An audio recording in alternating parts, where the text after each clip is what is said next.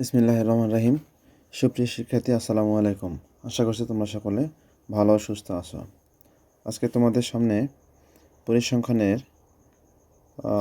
প্রচুরক এবং সংক্ষিপ্ত পদ্ধতিতে গড় সম্পর্কে একটু আলোচনার চেষ্টা করব।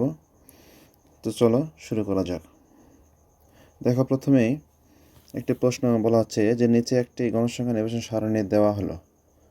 শ্রেণীব্যাপ্তি এবং গণসংখ্যা এই মান দুটি এখানে দেওয়া আছে। তো শ্রেণীব্যাপ্তির মান 30 থেকে 35, 36 থেকে 41, 42 থেকে 47, 48 থেকে 53, 54 থেকে 59, 60 থেকে 65। গণসংখ্যা 3, 10, 18, 25, 8, 6। আচ্ছা, আমরা জানি যে বিন্যস্ত হয় দুই ধরনের, একটা বিন্যস্ত উপাত্ত, একটা কি অবিন্যস্ত উপাত্ত। তো যেটা দেখতেছি আমরা সেটা হচ্ছে বিন্যস্ত উপাত্ত অথবা নিবেশন সারণী। তো নিবেশন সারণী থেকে প্রশ্ন আমাদের বলা হয়েছে এখানে ক নম্বর, যে সারণী থেকে প্রচুরক শ্রেণীর মধ্যমান নির্ণয় করো। সারণী থেকে প্রচুরক শ্রেণীর মধ্যমান, ভালো করে দেখো, প্রচুরক শ্রেণীর মধ্যমান। এখানে দুইটি জিনিসের কথা বলা হচ্ছে, একটা প্রচুরক শ্রেণী আর একটি হচ্ছে মধ্যমান। ফার্স্টে আমাদের প্রচুরক শ্রেণী নির্ণয় করতে হবে, এরপরে ওই প্রচুরক শ্রেণীর মধ্যমান নির্ণয় করতে হবে।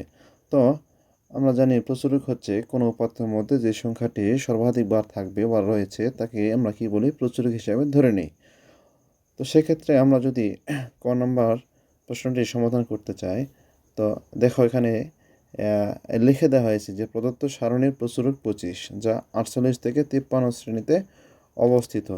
এখন কেন 25 নেওয়া হলো? তার কারণটা হচ্ছে গণসংখ্যার মধ্যে সর্বোচ্চ সংখ্যা কত আছে? 25 আছে।